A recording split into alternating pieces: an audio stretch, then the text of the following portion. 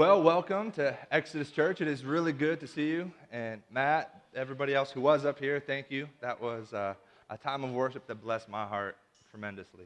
So I love coming together and worshiping with you as a body of brothers and sisters in Christ.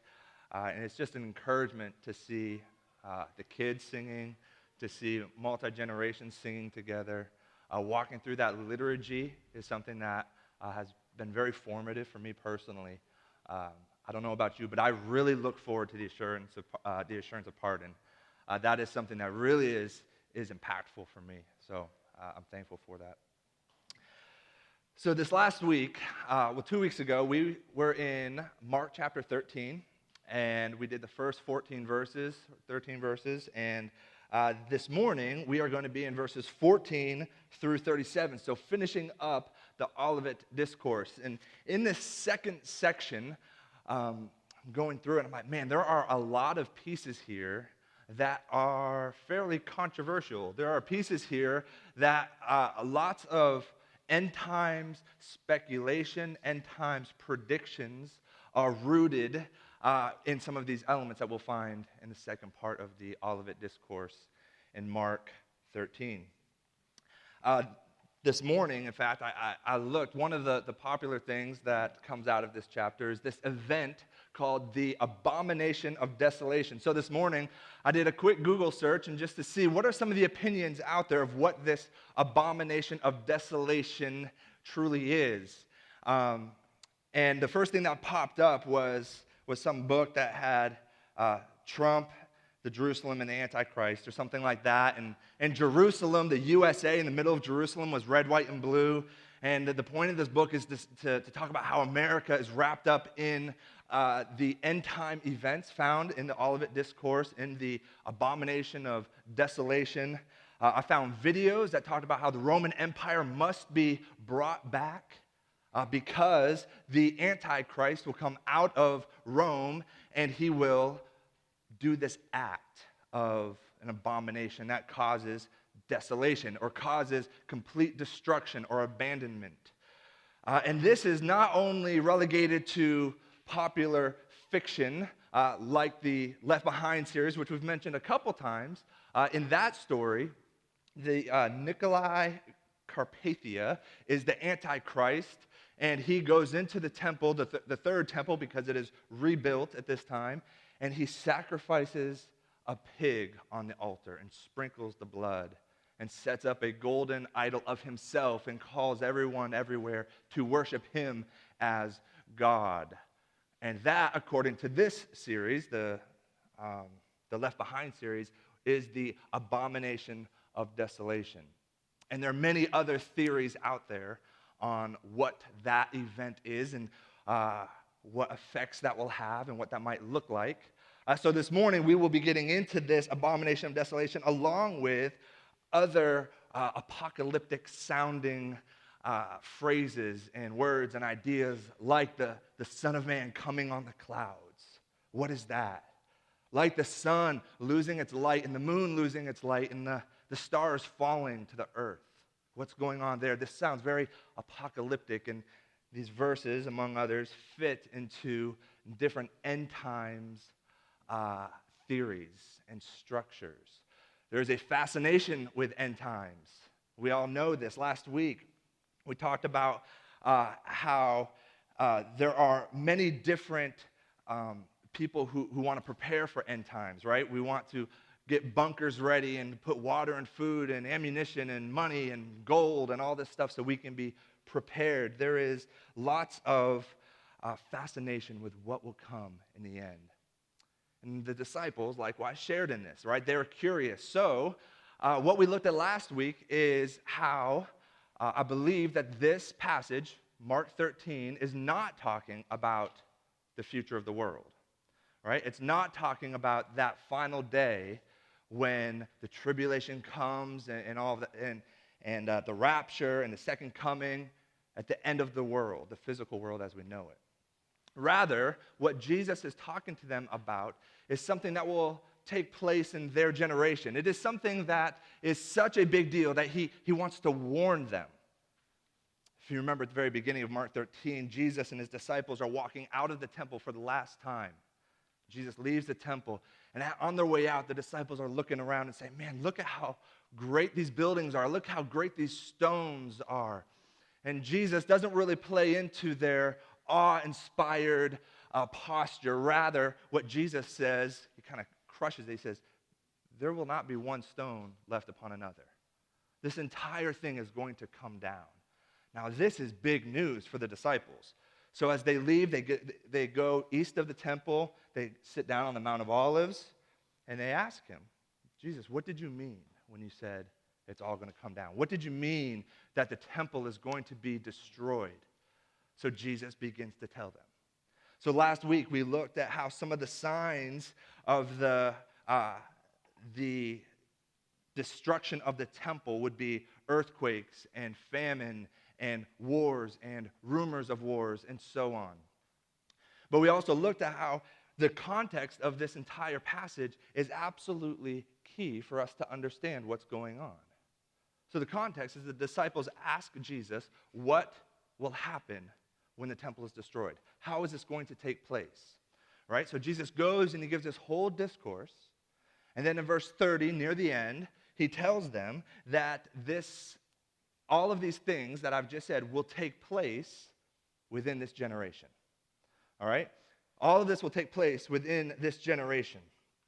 So the context is the destruction of the temple. The temple will be destroyed within this generation, which we know comes in 70 AD. And all the things that Jesus says surrounding this event will take place in their generation. So this morning, we will continue starting in verse 14, and we will begin to look more at some of the signs. Last week, we looked at a few signs. We looked at how the antichrists and different sorts of antichrists, multiple antichrists, will come and try to lead people astray. We talked about wars and rumors of wars, earthquakes, famines, and so on. And now we'll get into further signs. And we'll start in verse 14, which says, but when you see the abomination of desolation standing where he ought not to be, let the reader understand, then let those who are in Judea flee to the mountains. All right? So this is the verse that mentions the abomination of desolation. Again, many different theories on what that might mean. So for us to begin to see, okay, what is this event? What is this abomination of desolation? We have to look at the text and see where Jesus is getting this from. Where does this phrase even come from? And the answer is it comes from the prophecy of Daniel. Daniel chapter 9, 11, and 12 all mention this abomination of desolation.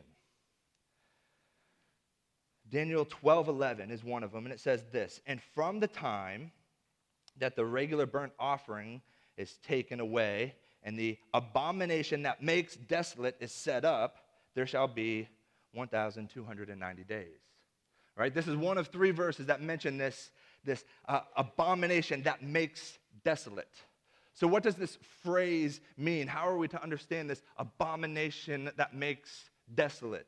Well, I think the best Hebrew translation of it would be a detestable thing that causes desolation. You know, in the Bible, there are different sort of sins that take place. We have detestable sins, which are these high-handed sins that take place right in the presence of God, in the sanctuary of God. And what these sins cause is great wrath, judgment upon the people. And these sins that are detestable throughout the Old Testament really are only done by Jewish priests, or the Jewish people, most of the time, represented by priests. A couple of examples of detestable acts, or as we would translate it, abominations, would be the apostasy of Eli's sons. You remember the priest Eli, and his sons were also priests, and they were living in Shiloh with the tabernacle set up, and they were awful, right? Eli's sons were deplorable men. They were abusing the power that God had given them as priests, and they were taking advantage of women and sleeping with the women that were helping out in the sanctuary. But where it really gets bad is that they would actually steal some of the sacrifices for themselves that people would come to sacrifice to God, and they would take the choice meat of it and eat to their full. right? And they would tell people, it's okay, it's for us, and they would be robbing people to the point where Samuel mentions in 1 Samuel chapter 3 that their sins, their greatest sin, was a disdain for the sacrifices to God. They considered the sacrifices to God worthless. Then what comes from that, so this is a detestable sin, right, in the sanctuary, stealing from people and saying these sacrifices, these offerings, they're worthless. And what comes from that is desolation, right? The Philistines come in and they destroy Shiloh. They steal the ark. Their world crumbles. This is the first abomination of desolation that we find in the Bible. We see another one in Ezekiel, where Ezekiel has this vision, and God takes him to different parts of the temple, and ultimately he brings him into the holy place of the temple, and what he sees are all the priests standing with their back to the Holy of Holies, and they're worshiping the sun.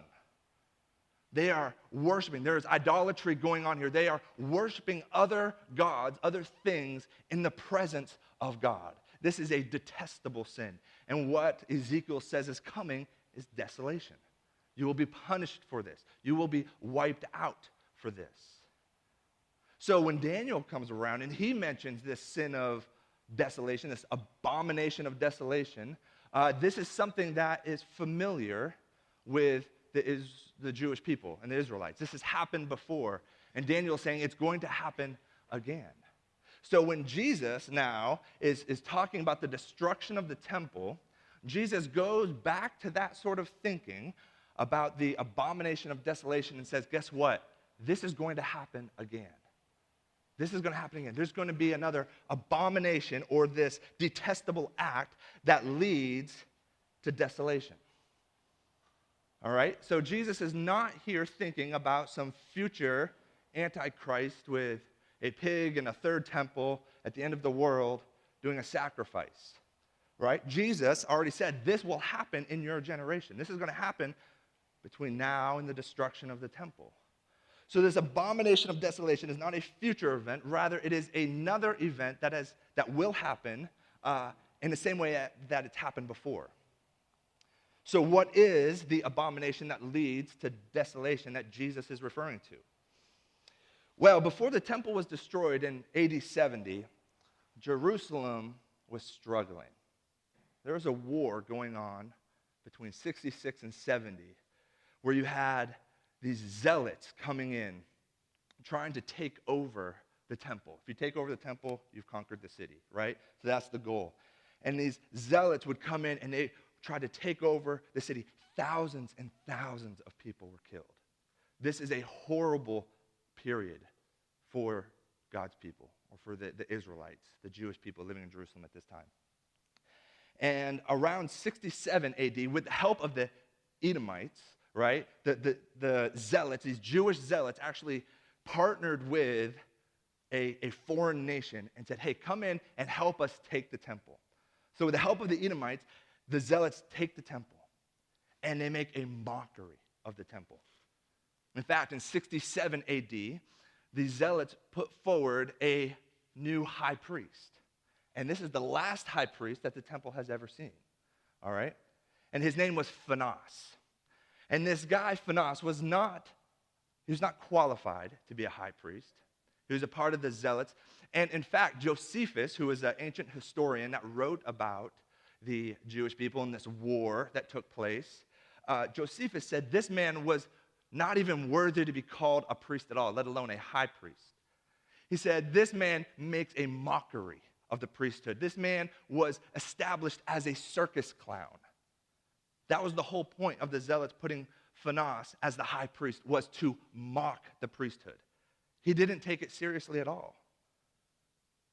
All right? He would just mock it. And what he did, and what the zealots did, is they opened up the temple completely. They opened up the temple and let anybody wander around. They let murderers in the holy place. They opened up and walked through the Holy of Holies as if it was a sidewalk. Now, this is a detestable sin in God's eyes. That these people would treat the temple as if it is a playground, as if it is a street corner, letting murders, and people walk through in his priesthood being mocked by this clown, Phanos. So this is what Jesus is referring to. This is the detestable act that will lead to the destruction or the desolation of the temple. In fact, if we look at the priesthood really from the time of Christ, basically everything they did, even before Phanos, even though he was the most blatant, but everything that the priest did in the temple was a detestable act because there was a final sacrifice. Am I right? Jesus was the ultimate sacrifice. So from that moment on, whenever there was a sacrifice offered to God, it is not the sacrifice of Christ, but it is a foreign sacrifice. So it got worse and worse, and this is why the temple began to implode, because God's blessing and presence was not on it. The presence and glory of God left the temple when Jesus walked out to go to the Mount of Olives and talk with his disciples, which is where we get this discourse. An interesting thing in this passage is the little parenthetical piece. If you see it there, it says in verse 14, "But when you see the abomination of desolation standing where he ought not be," this is Phanos standing in the Holy of Holies with these murderers walking around. They ought not be there, right? This is detestable. This is an abomination. Standing where he ought not be, then look at this. This is Mark's words, okay? This is Mark's words in the little parentheses. "Let the reader understand." It's so funny how we read through stuff in the scriptures like this little phrase and we say, "Oh, I don't really know what that means, but we'll just keep going." The interesting thing is that Phanos was the high priest between 67 and 70 AD when the Romans finally came in and destroyed the temple. That was the end of the priesthood completely. But the Gospel of Mark was written in AD 68. All right? Mark is writing this gospel as Phanos is walking around in the temple. So what Mark is doing, and he had listened to Jesus' words. He's recording Jesus' words, which took place about 40 years prior, 35 years prior. And he's writing Jesus' words. And when it comes to the abomination of desolation, he kind of pauses with Jesus' words, and in parentheses writes, "Let the reader understand." This letter is about to go out to Christians who are suffering, who are in the midst of this war that's taking place in Jerusalem. And he says, "Listen, Christians, I want you to pay attention. Understand what I'm saying, because this man is in the temple right now." That's what he wants his readers to understand. Let the reader understand. Realize this is happening now. Okay, what Jesus is saying, Mark is kind of giving a wink saying, hey, it's true. It's happening right now. So Phanos' abomination, the zealot's abomination, detestable acts is what leads to the desolation. And in the Old Testament, when we see desolations coming after abominations, it was God using a foreign nation he would raise up to come in and destroy Israel at that time. So it was the Philistines with Eli's sons. So we know what the abomination is in Jesus' words in verse 14, but what is the desolation? Well, it's God raising up the Romans who are coming in to destroy Jerusalem, to destroy the temple. Jesus is explaining the signs that will lead to the destruction of the temple. Remember, that is the context. And from Jesus' perspective, he does not know exactly when this destruction is going to happen, which we'll get into in just a few minutes. But he knows that it will happen in their generation. Therefore, he wants his readers, he wants his disciples to pay attention, to stay awake. Jesus wants his people to be ready. He wants them to be prepared to save themselves and to save their families. Let's read on, and we'll get a little bit more clarity about this discussion. Read verse 14 one more time. "But when you see the abomination of desolation standing where he ought not be," let the reader understand, "then let those who are in Judea flee to the mountains." If you see this, get out. If you're in Judea, flee to the mountains, go away. Do not hang out here. And then he goes on to talk about this need to hurry in verse 15 and following. He says, "Let the one who is on the housetop not go down nor enter his house to take anything out. When he says not go down, he's not talking about staying on the housetop. He's saying don't go down inside your house, because there's always outside stairs as well. So when he says don't go down, what he's saying is don't go inside your house. Go down the outside stairs and go. Don't even go into your house and grab anything. All right? Verse 16. And let the one who is in the field not turn back to take his cloak. And alas, for women who are pregnant and for those who are nursing infants in those days. He says, alas, in other words, oh my gosh, I hope this is not the case. This will be really sad if this is the case. This will be very difficult.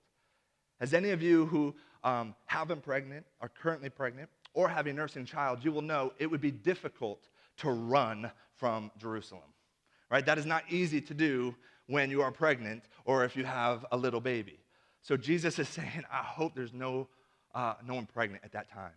And it's interesting too, because all throughout the Bible, pregnancy and babies is a gift of God. It is a blessing. It is a good thing, right? And then at this moment, Jesus is saying, but at this time, I hope for your sake that you're not pregnant, because that will make it very difficult.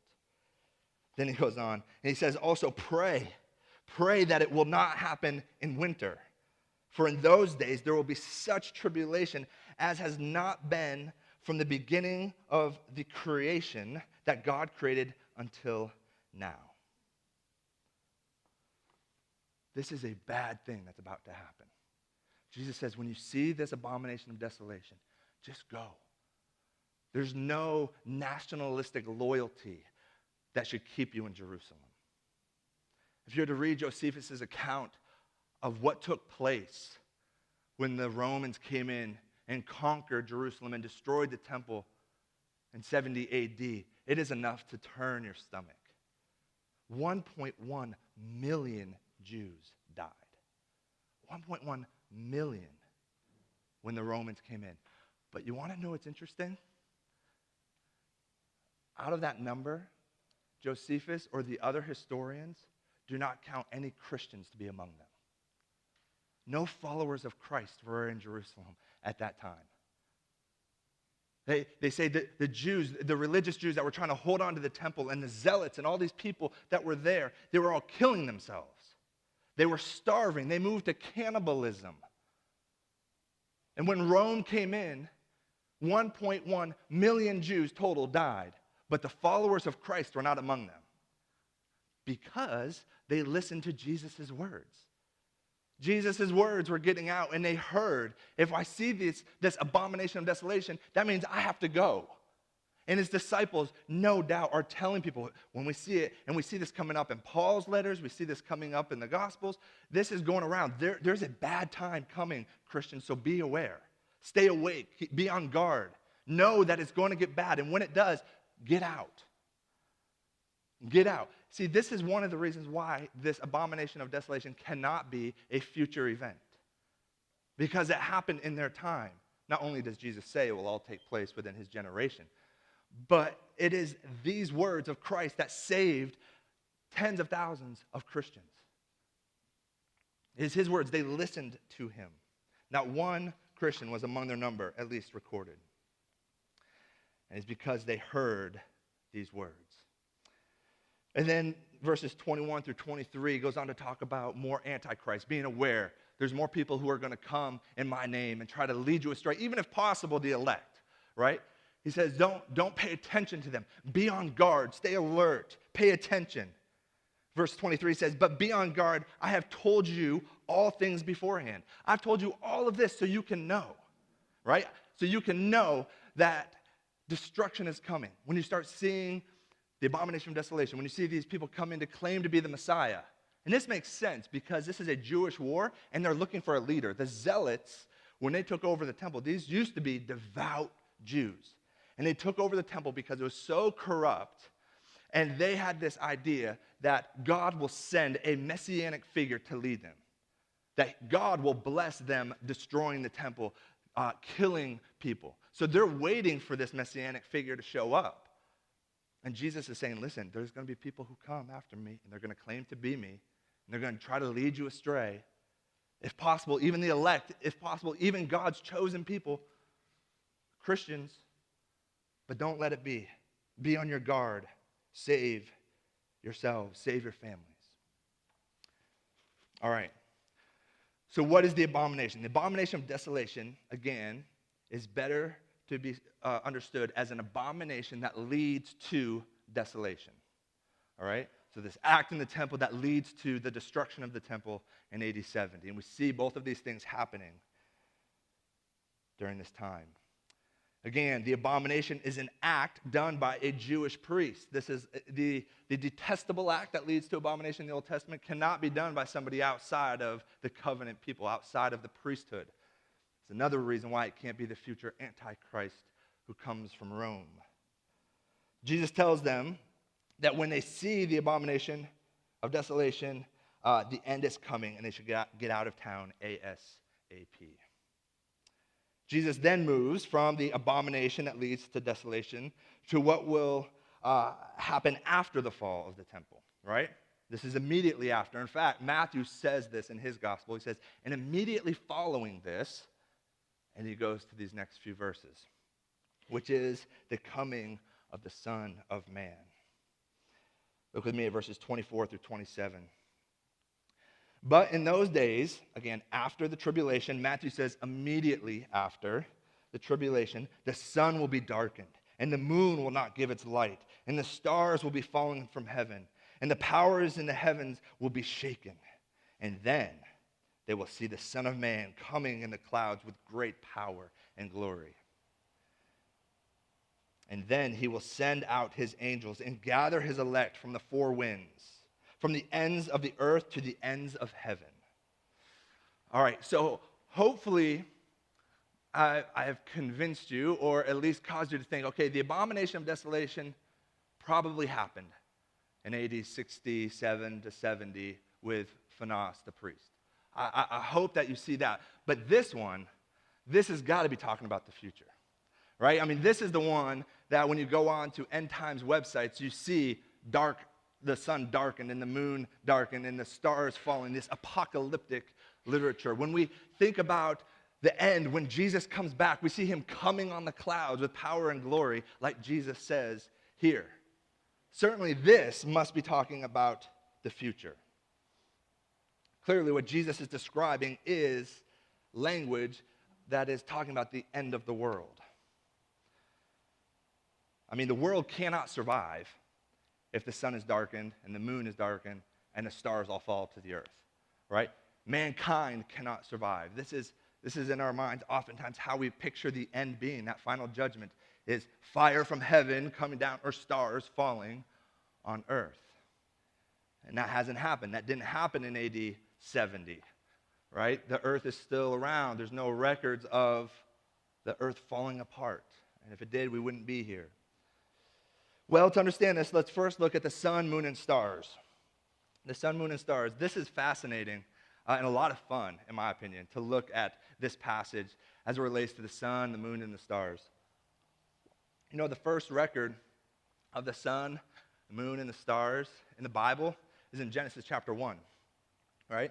In Genesis 1, on the fourth day of creation, we see, this is chapter 1, verse 16. On the fourth day, it says, and God made two great lights, the greater light to rule the day and the lesser light to rule the night, and the stars. And before and after that, he talks about how the sun and the moon will govern seasons and calendars and festivals and all this sort of stuff. So the cool thing is that this verse actually gives us a clue on how the Bible understands the sun, moon, and stars the rest of the way. And it's in a symbolic way. In fact, there's symbolism even in this verse. If you see it, it says, what is the function of the sun and the moon? That they rule. That they are rulers of the day. The sun is the ruler of the day as the moon is the ruler of the night. And it's pretty cool because if we don't take that literally, right? I mean, the sun doesn't actually govern or rule the day, though it's in the sky, certainly. And the moon doesn't rule the night. But this is symbolic imagery put in place to help us understand the function of these things, not the literal being of the sun. The sun is not our ruler, contrary to what the Egyptians thought when they worshiped Ra, the sun god, right? They thought the sun is our ruler and we should worship the sun god, Ra, right? So this is not what Moses wants us to think. This is not what God wants us to think in Genesis 1. And we see this symbolism playing out throughout the rest of the scripture, where the sun, the moon, and the stars represent rulers, right? When great kings fall, oftentimes they're referred to as the sun, the moon, or the stars. When we see kingdoms fall, these ruling kingdoms, when they are destroyed, we see it oftentimes talked about the sun, the moon, and the stars falling. All right, so the first example would be in Genesis chapter 37, where we see Joseph having a dream. And do you remember his dream? And he went and told his brothers and his mom and dad, and it got him really upset. And the dream was this: I had a dream that the sun and the moon and 11 stars were all bowing down to me. And they're like, what? You arrogant little puke, all right? That's what they're thinking. Who is this kid with his colorful coat telling me that I'm going to bow down to him? Not to mention, he says that I'm a star or a ruler or mom and dad, right? Sun and moon. You really think we're going to bow down to you? But the symbolism still remains. In fact, his 11 brothers are then go forward as the 12 tribes, and Joseph, the 12 tribes of Israel. They are rulers of the Israelite people, the Jewish people, throughout the rest of the Old Testament, until 10 of them are destroyed in exile. And then what happens? That symbolic vision takes place where Joseph is exalted to be a ruler, and these 12 rulers, essentially these 12 future kings, right? We often think about Israel or the sons of Jacob and Jacob himself, or Isaac or Abraham, as being kind of these poor desert wanderers. These people were kings, right? I mean, they walk into Egypt and they have Pharaoh's attention. That doesn't just happen, right? They have thousands of livestock. They have thousands of people in their camp. This is why the famine was such a big deal. Let's bring all of our people to Egypt. All right, so Joseph and his 11 brothers, these are future kings. These are future rulers. And they come to Joseph, who has been exalted as a ruler in Egypt. And what do? But they bow down to him. Another example is Judges 5. Judges 5, 19 and 20 says this: the kings came, they fought. Then fought the kings of Canaan at Tanakh, of the waters of Megiddo. I was talking to Carrie this morning about this word Megiddo, and it sounds like the villain from Ninjago or something, right?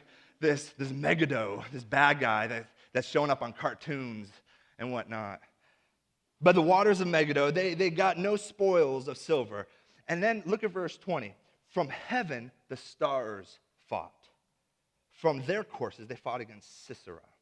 Now, what happens here is what we call Hebrew parallelism, where you have one verse that explains it, and the second verse explains it in a different way. All right, so look at the beginning of verse 19. It says, the kings came, they fought. And then look at the beginning of verse 20, which is talking about the same event. From heaven, the stars fought.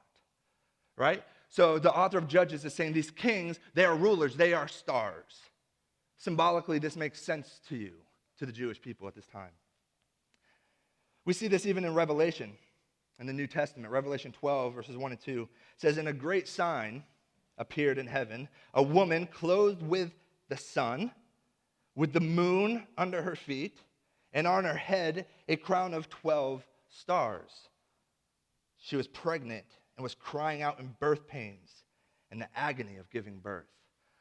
Now, we could connect the birth pains from a few verses ago in Mark 13, where Jesus says this is just the beginning of the birth pains.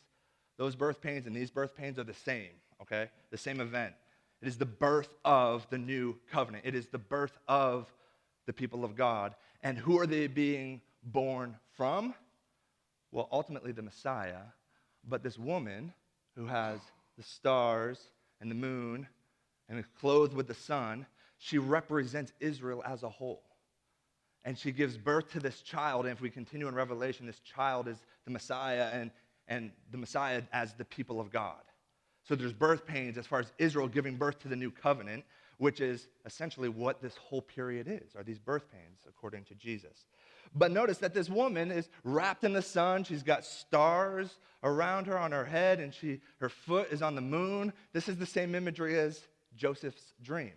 right? So John takes that reality, which represents Jacob and his 12 sons, or all the nations of Israel, then apply it to this woman, that same imagery. This woman represents the whole nation of Israel, or the rulers and the kingdoms, which is why they have sun, moon, and stars wrapped up. So with this symbolic understanding in mind, when we come to, we're talking about the sun, the moon, and the stars, how are we supposed to understand Jesus' words in Mark 13? Well, let's go back there. Mark 13, 24 and 25. But in those days, after the tribulation, the sun will be darkened, and the moon will not give its light, and the stars will be falling from heaven, and the powers of the heavens will be shaken. We don't see any direct parallel in the passage as to what the rulers of the kingdoms, and the sun, moon, and stars, what they represent or who they represent. But instead, what we have is this anti-creation sort of language, right? This created order, these rulers are no longer functioning properly. Rather, they are falling. They're falling. This is decreation. Instead of the sun shining, it is darkened. Instead of the moon giving its light, it will not give light. And instead of the stars shining in the heavens, they are falling from the heavens. Now, this language, this is an apocalyptic pronouncement of kingdoms under judgment. This is very familiar to the disciples. When they hear about the sun fall, or the sun going dark and the moon going dark and the stars falling, say, "Oh, we've heard this before." This is an apocalyptic pronouncement, an announcement that a kingdom is coming to a close. For example, when Isaiah announces God's judgment on Babylon, in Isaiah 13, he says this, "Behold, the day of the Lord comes, cruel with wrath and fierce anger, to make the land a," listen to that, "desolation, and to destroy its sinners from it." Now pay attention here to verse 10. "For the stars of the heavens and their constellations will not give their light. The sun will be dark in its rising, and the moon will not shed its light." Now this is an apocalyptic pronouncement that Isaiah gives to the nation of Egypt. The nation of Babylon. Ezekiel talks to Egypt, and he says this in Ezekiel 32, 7 and 8. "When I blot you out, I will cover the heavens and make their stars dark. I will cover the sun with a cloud, and the moon shall not give its light. All the bright lights of heaven I will make dark over you, and put darkness on your land, declares the Lord." Right? So when Egypt is falling, Ezekiel announces it as decreation, anti-creation. The sun, the moon, and stars will not function the right way. They will fall on you. You will not receive their light. The last one for this morning, there's many more of these throughout the scriptures. This is very familiar, but Isaiah, again, announces judgment on Edom, same Edom that the Zealots partnered with to destroy Jerusalem and take over the temple, the Edomites. Isaiah 34 says this, in God's judgment on Edom, "All the hosts of heaven shall rot away, and the skies roll up like a scroll, and their host shall fall, as leaves fall from the vine, like leaves falling from the fig tree. For my sword has drunk its fill in the heavens. Behold, it descends for judgment upon Edom, upon the people I have devoted to destruction." Right? So here it is again. These are three examples, and there's more in the Old Testament that talk about this anti- or decreation language representing the fall of a nation. Now, all these prophecies came true, right? Historically, we can see all these prophecies, these judgments came true. God did judge these nations, yet the stars didn't literally fall. The sun wasn't literally darkened. The moon literally didn't reflect the sun's light. They still functioned as they should. This symbolic language is used to describe the fall of nations, not literal language that talks about the end of the physical world. So when the disciples ask about the destruction of the temple, this is the sort of language he uses, the language of decreation. Let's look again at verses 24 and 25.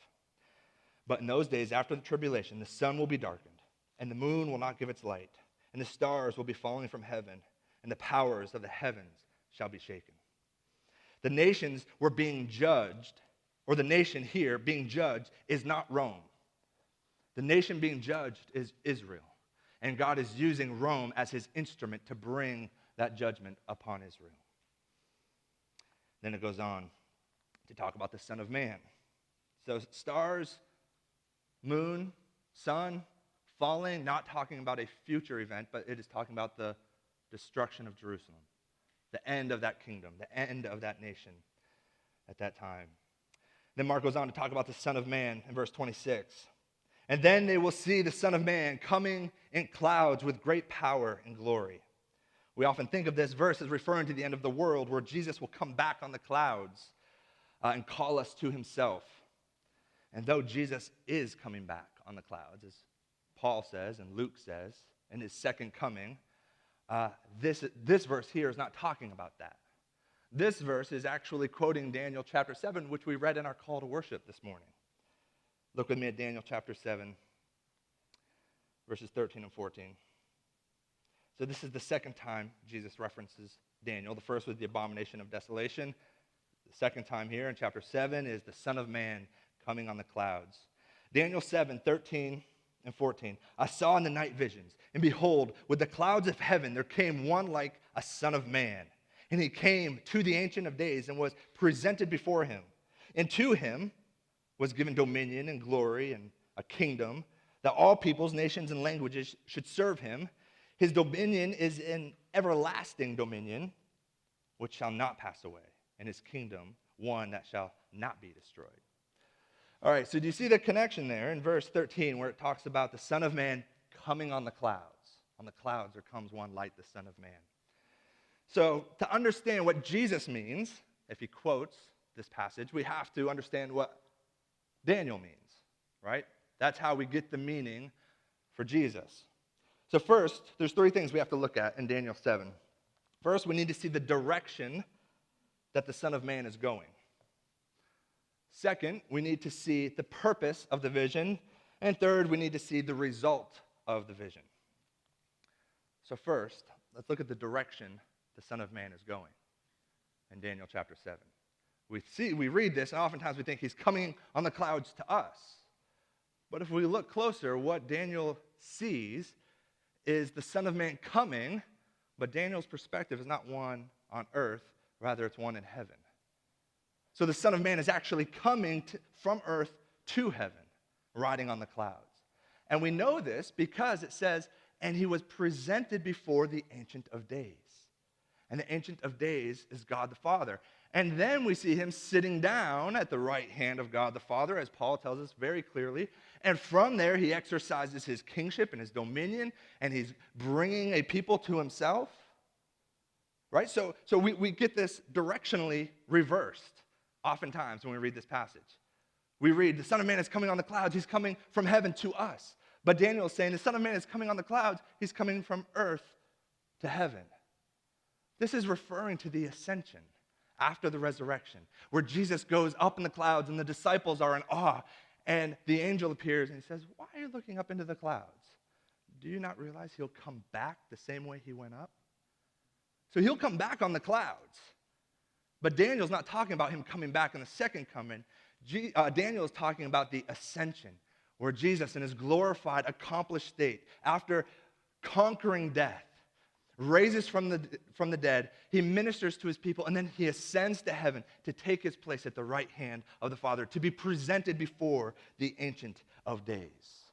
This is not a future coming of the Son of Man. This is a past coming of the Son of Man when he was ascended. Second, we need to see the purpose of the vision. The ascended Christ has been given something. And what he was given was dominion and glory and a kingdom. And in this kingdom, all peoples would serve him from every tribe and language. Isn't this essentially the Great Commission, right? All authority has been given to me. All authority is mine. Go, therefore, make disciples of all the nations, baptizing them, teaching them all that I have commanded you. Right? Jesus has authority upon the ascension. And that is exactly what Daniel sees. The ascended Christ receiving this power, this dominion, this glory, this kingdom. And then finally, we need to see the result of this vision. What does this vision mean moving forward? Well, what it means is that his rule, his dominion would be an everlasting dominion, right? His kingship, unlike the temple, unlike what they're talking about, what they're looking at the Mount of Olives, unlike this temple, Jesus is saying, my dominion will never go away. My kingdom will never fall. It is an everlasting kingdom. It is an everlasting dominion. It is a kingdom unlike Jerusalem that will not be destroyed.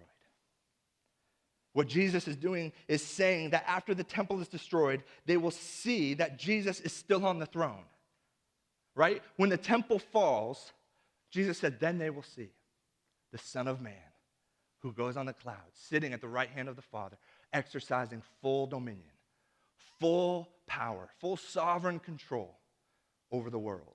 And that kingdom, though the temple falls, will never go away. This is very comforting for the Christians.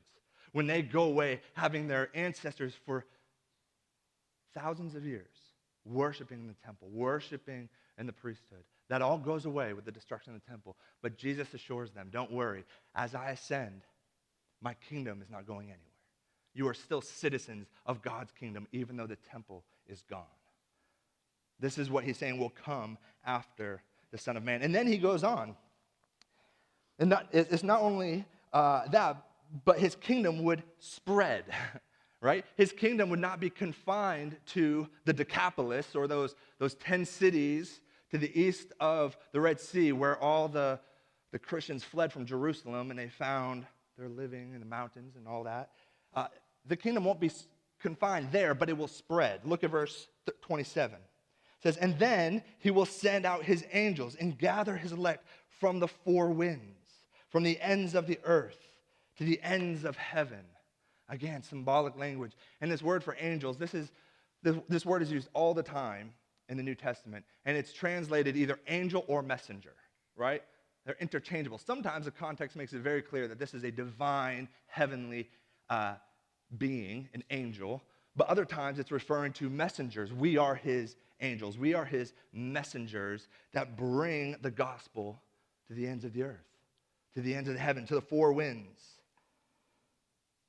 He states it to them in two different ways. One, he says that he will gather his elect from the four winds, all right? And we could spend a lot of time talking about the four winds and how that's unpacked in Scripture, but we won't do that for the sake of time.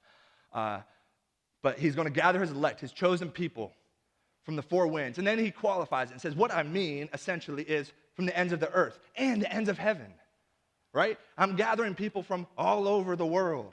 Go make disciples of all the nations, Jesus says, because all authority is his. Today, we live in this time period. This is an ongoing thing. We are his messengers. We go to Wichita, to Andover, to Derby, to Mays, to Park City, to Newton, to Kansas, to the United States. We are his angels, his messengers, going and gathering God's elect, God's people. We do this by proclaiming the gospel. This is how his kingdom spreads. So when we talk about advancing the kingdom, this is what we're talking about, bringing the gospel to shine bright in dark places, whether that's homes, institutions, whether that's businesses or families, or your own heart. When people come into submission to the king, the kingdom advances. Jesus now moves back into talking about the timing of these events and warning the disciples that these events are coming very soon. All right? All right, so look with me at verses 28 through 31. And remember the context one more time. Jesus is sitting on the Mount of Olives with his disciples, explaining to them the signs that will lead up to the destruction of the temple. That was their question. So this is what Jesus is telling them about in all of these things. And as he's sitting on the Mount of Olives, there's a lot of olive trees, but there's also a lot of fig trees on the Mount of Olives. And some of these fig trees were 20 or 30 feet high. And as we know, because next week is Easter, as far as the season, it was right about this time of year. And if we look outside at a lot of these trees, we'll start to see the leaves coming out. We'll see the flowers starting to blossom. Our yard is now smelling good. It smells like spring because the trees are beginning to blossom. And it's an encouraging time, right? It's new life. So Jesus sitting around the beginning of April on Mount of Olives with his disciples, he looks at the fig trees and he sees the leaves starting to pop, starting to blossom. And then he calls his attention to the fig tree. He says this, "From the fig tree, learn its lesson.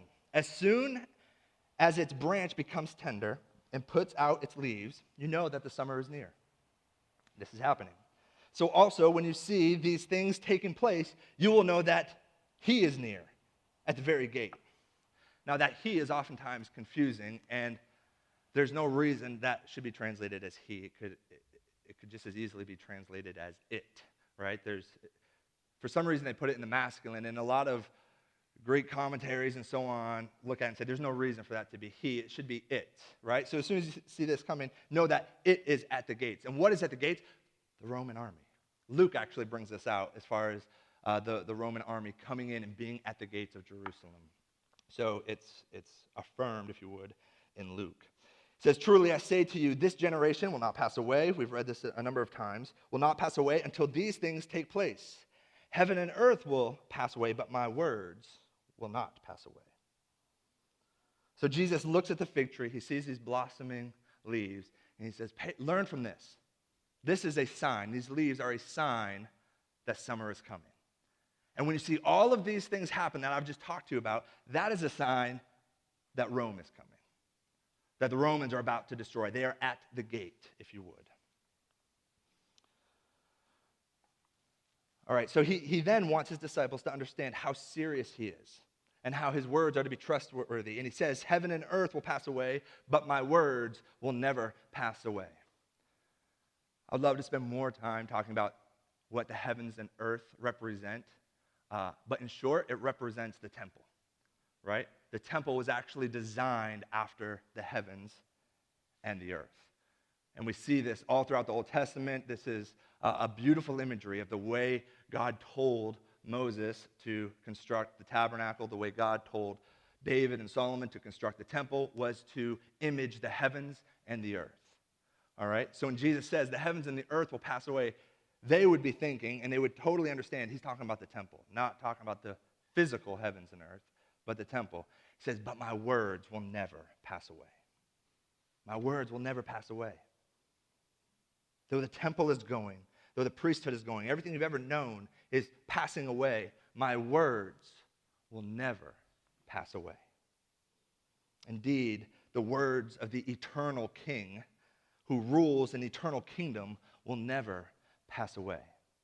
And this, for us, this is where our hope should be established, right? It's not in the things of this earth, like the temple, that can pass away.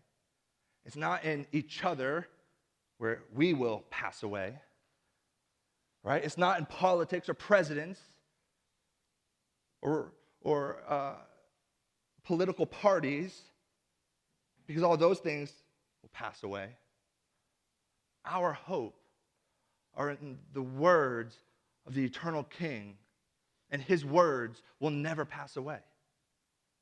So what we feel about ourselves should not matter. What other people say about us should not matter. How other people think about us, their opinions that oftentimes feel like they can destroy us, criticisms that send us into despair, these people's words that we give so much power to should have no effect, because they will pass away like the temple.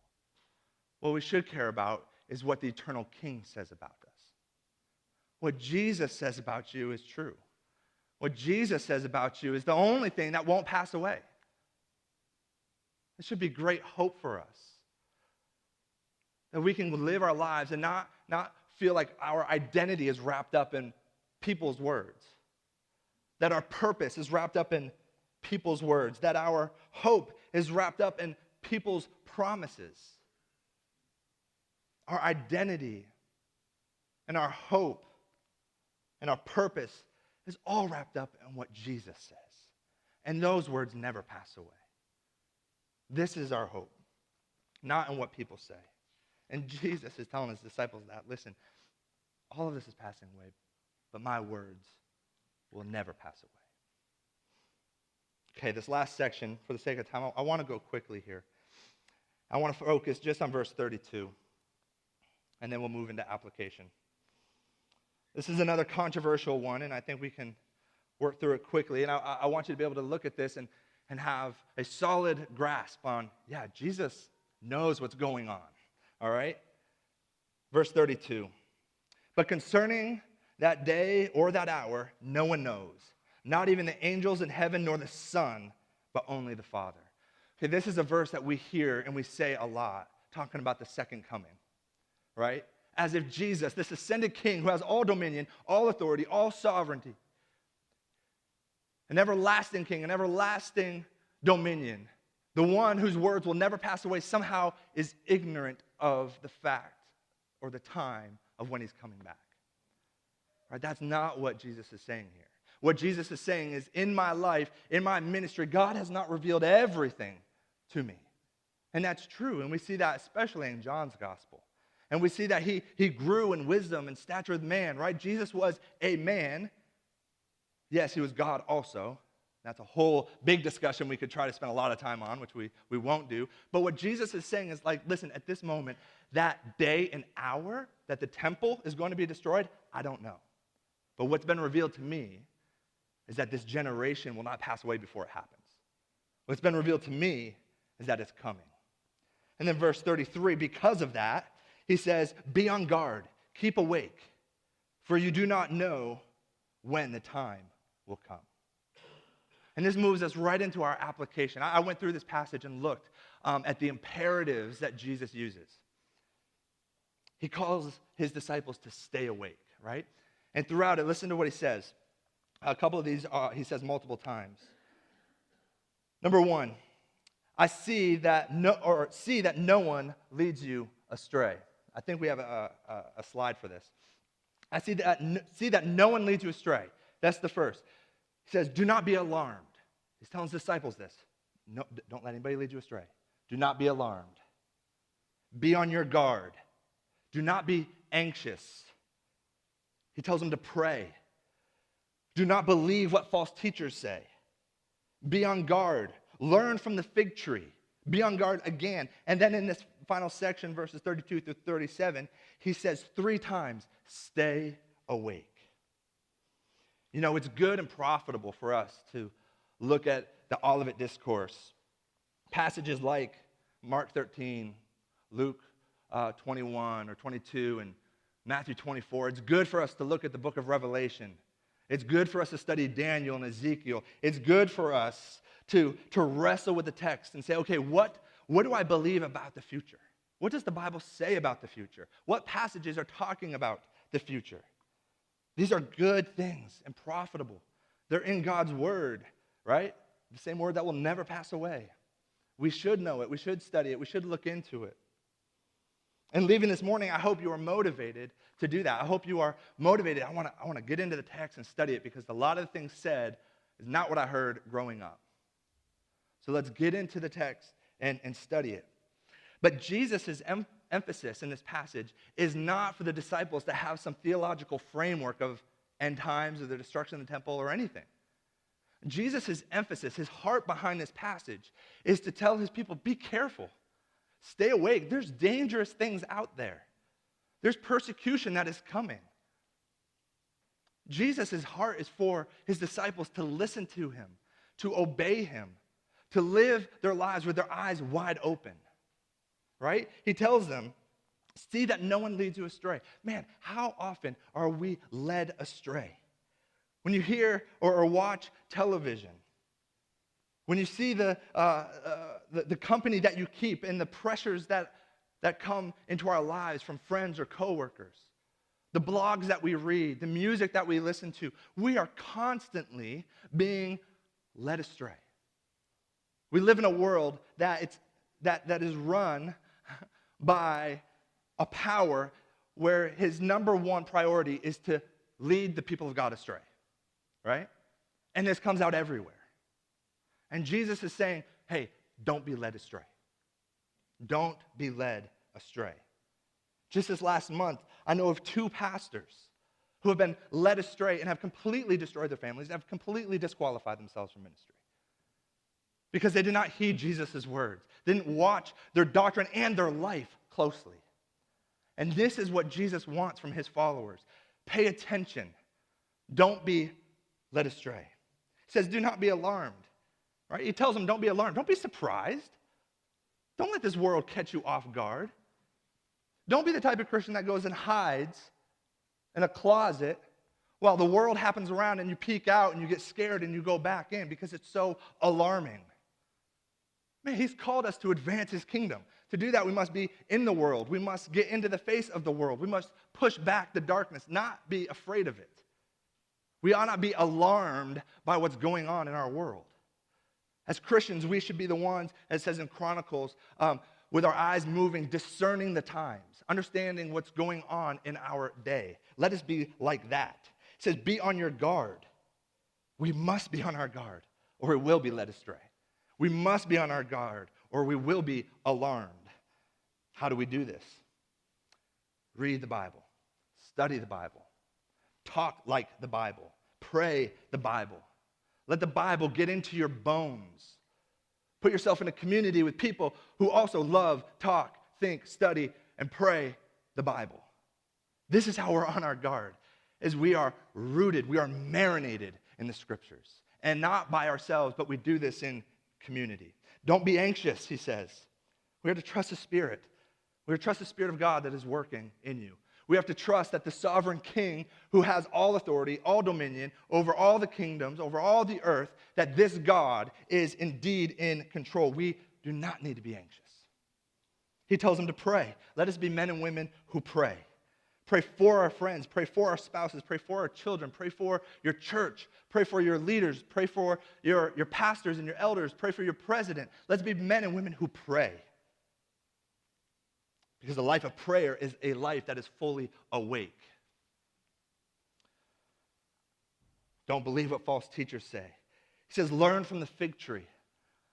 God has given us an amazing creation that testifies to him constantly. This is a gift of God, and let us be people who are looking around. And as Job says, that we pay attention to the beasts because they will teach us.